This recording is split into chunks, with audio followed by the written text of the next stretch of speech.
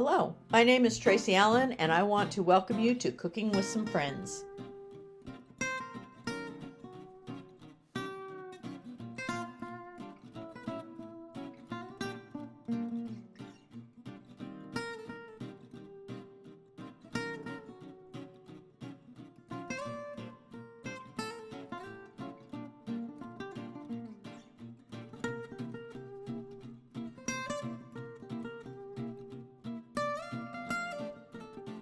Hello everyone, and welcome to Cooking with Some Friends. Gotta get my tea.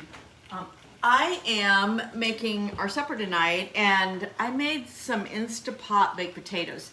And when I do those, I like to make extra. And the reason being is because then once they're cooled and refrigerated, the extras, I can use them for potato salad. I can use them for baked potato soup. I can use them like I'm using them tonight. I can peel them and slice them up and have fried potatoes. And we're gonna have our fried potatoes with our fried catfish, and then we'll have a salad and some cream peas and things with it. But I'm gonna show you the recipe for the fried catfish. And what I did ahead of time is I took about 2 pounds of catfish fillets and I put that in about a cup of buttermilk, and I put salt and pepper on it, and then put that in a Ziploc and put it in the refrigerator. And you can do that an hour ahead, or you can do it 8 hours ahead, just so it has a little bit of time in that buttermilk. And especially if it's fresh caught catfish, it'll kind of get that fishy flavor out of it. So then I'm heating my oil to 350, and in another bag, what I'm going to do is I'm going to put the breading for my fish. I have a cup of yellow cornmeal and a half a cup of flour, and then a spice mixture of some seasoning salt. I've got about 2 teaspoons of seasoning salt, a teaspoon of paprika, half a teaspoon of black pepper, and then up to a half teaspoon of cayenne pepper. You can do a little more if you like a little more heat, but I wouldn't go too overboard with it. So I'm going to put that in and mix that all together. Now, I do have a plate ready that I'm going to, once I bread my fish, put that on that plate, and then I've got a tray ready with some foil and a cooling rack so that I can put my fried fish on that and then stick that in the oven while I fry the rest of them so all of the fillets are nice and hot. Okay, so I'm going to take my fillet and put it in my breading mixture,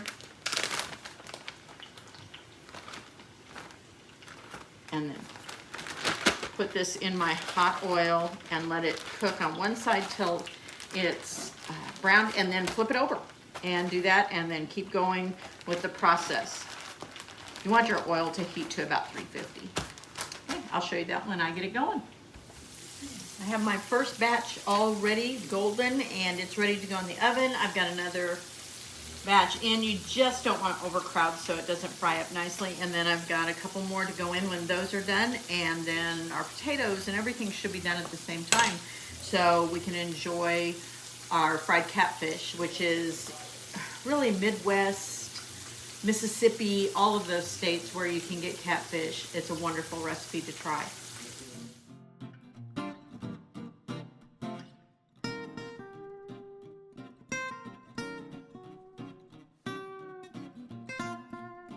Hello and welcome to Cooking with Some Friends. There are a lot of different party mix recipes out there, and I'm just going to show you one of many. We've shared some others, but this one I'm going to start by mixing together some rice Chex, corn Chex. You can use wheat Chex, but I have a total of 8 cups, and I've just combined corn and rice because those are the ones I had on hand. And then I'm also going to put in about 2 cups of oyster crackers.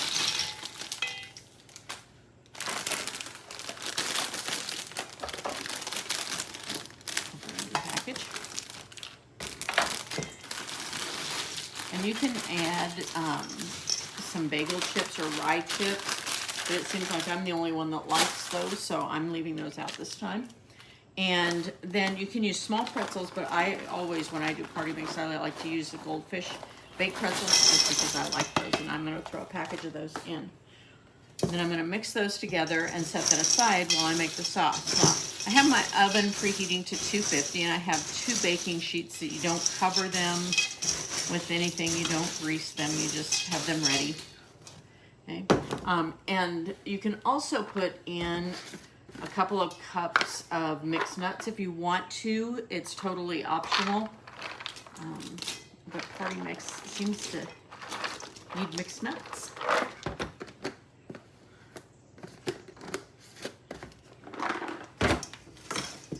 Now for my sauce, I've melted 1 stick of butter. Crackers on my counter. And to that, I'm going to add 3 tablespoons of Worcestershire sauce.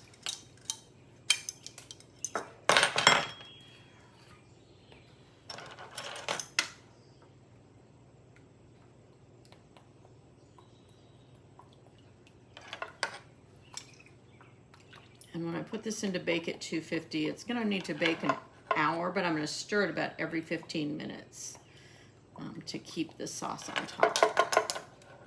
Okay. And I want to put in 2 teaspoons of salt.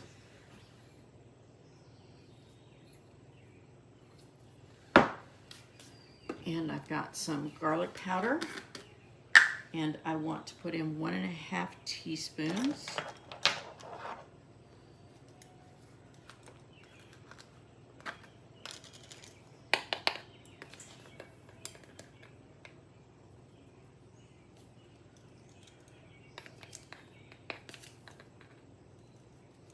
And I have my onion powder out. And I want 1.5 teaspoons of that as well.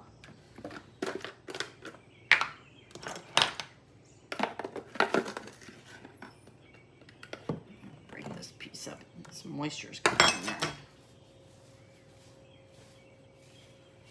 Okay. And then what makes this one a little bit different, I'm going to put in about 1/2 teaspoon of paprika.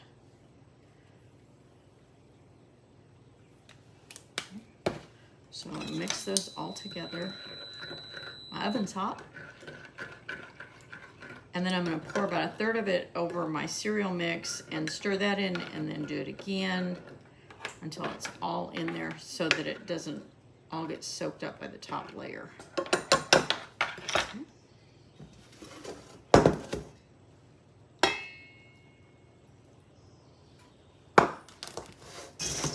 Toss that in.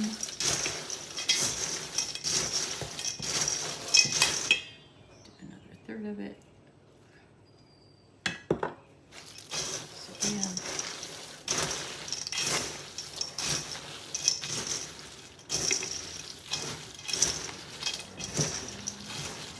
And then the last of it.